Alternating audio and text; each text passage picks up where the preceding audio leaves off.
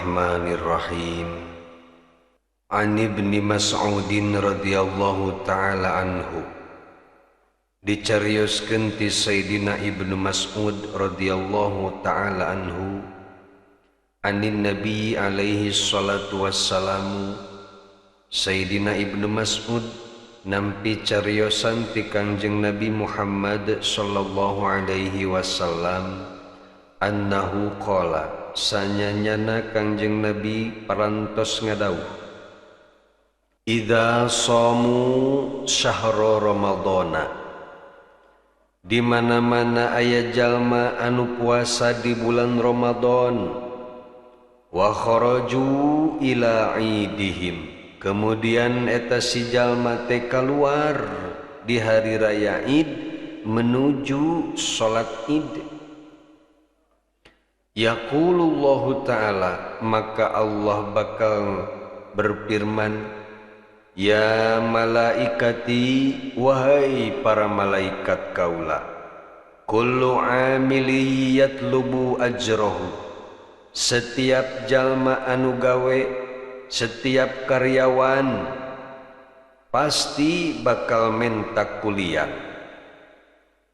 Wa ibadilladzina shamu syahrahum, nyakitu deui hamba-hamba kaula anu parwasa di bulan Ramadan, wa kharaju ila idihim, kemudian eta si jalma teh keluar menuju salat Id, yatlubuna ujurahum, eta pasti jelema teh bakal marenta kulian ka kaula. Naon tah kulianana jalma anu puasa sebulan di bulan Ramadan sareng ngalaksanakeun salat Idul Fitri? Saur Allah, ishhadu, saksikeun ku araranjeun wahai para malaikat, anni qad ghafartu lahum, sanyanyana kaula sungguh bakal ngahampura ka eta jalma-jalma anu puasa selama bulan Ramadan sareng ngalaksanakeun salat Idul Fitri.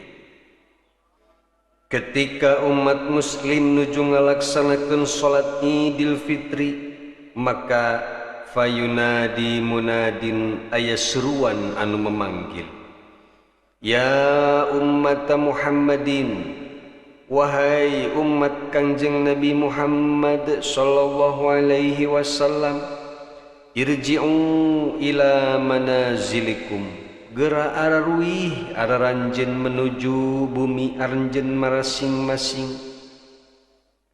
Qad badaltu sayyiatikum bil hasanati, kaula bener-bener parantos ngaganti seluruh amal-amal anjeun anu jarore ku berbagai amal-amal anu alus. Masya Allah, iyalah kauntungan jalma-jalma muslim anu daek ibadah puasa sebulan terus ngalaksanakeun salat Idul Fitri. Sakabeh perbuatanana anu jore bakal diganti ku Allah ku perbuatan anu sararae. Nu matak rugi pisan jalma-jalma nu teu daraek ibadah mah, kajoreanana bakal terus-terusan ditambahan, setiap hari bertambah, maka bakal bertambah deui dosa-dosana. Naudzubillah min dzalik.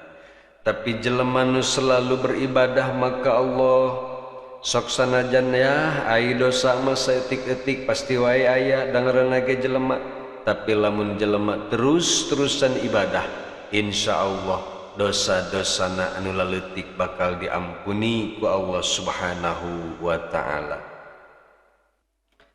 Nu mata ketika jalma-jalma muslim nuju salat Idul Fitri keneh, fayaqulullahu ta'ala, maka Allah Subhanahu wa ta'ala berfirman, ya ibadi, wahai hamba-hamba kaula, sumtum li, aranjeun parantos puasa semata-mata demi kaula, wa aftartum li, sareng araranjeun oge baruka puasa demi kaula, demi mengharapkeun ridho kaula sareng demi ngajalankeun parentah kaula.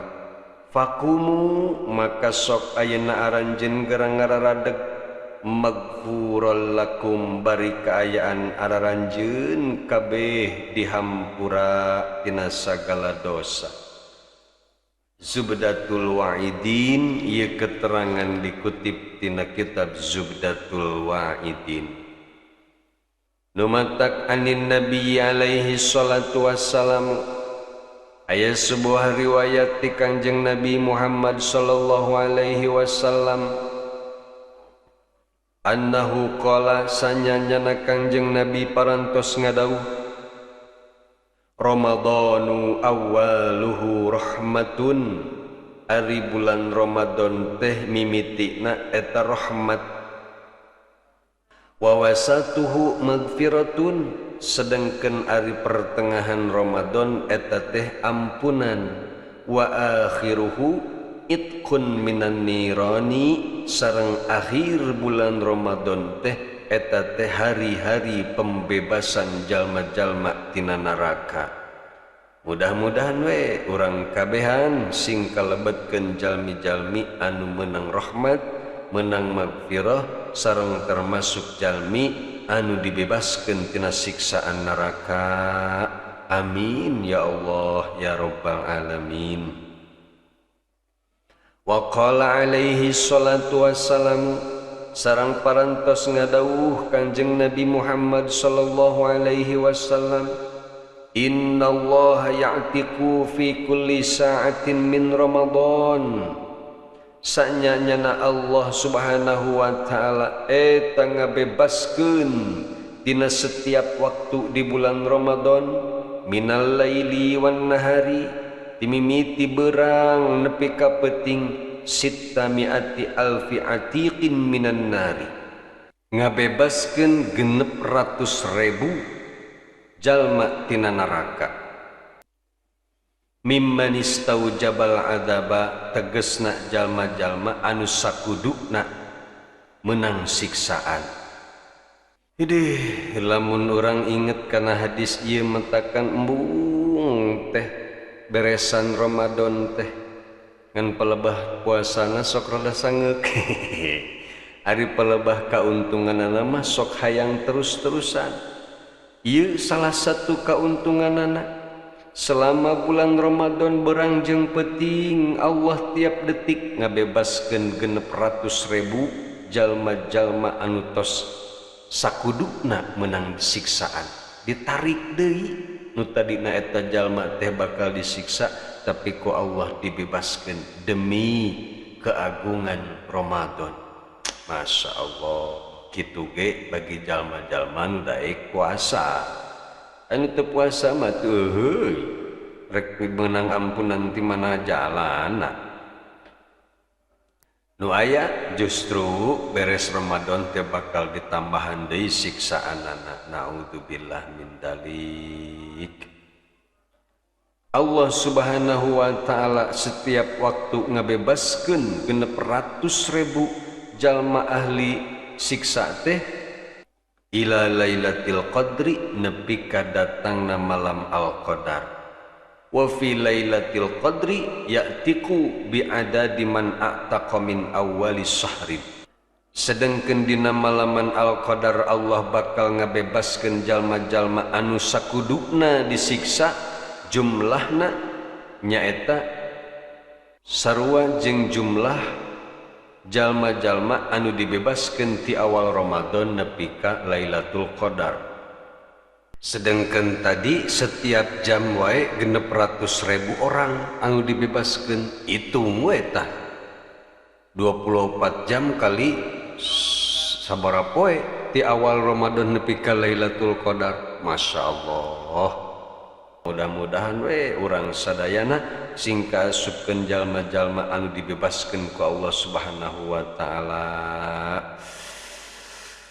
Wa fi yaumil fitri, sedengkeun ari di poenan hari raya Idul Fitri, ya'tiku bi'adadi man a'taqa fi syahri wa lailatul qadri. Allah bakal ngabebaskeun jalma-jalma ahli disiksa dengan hitungan jalma-jalma anu dibebaskeun selama bulan Ramadan sareng Lailatul Qadar.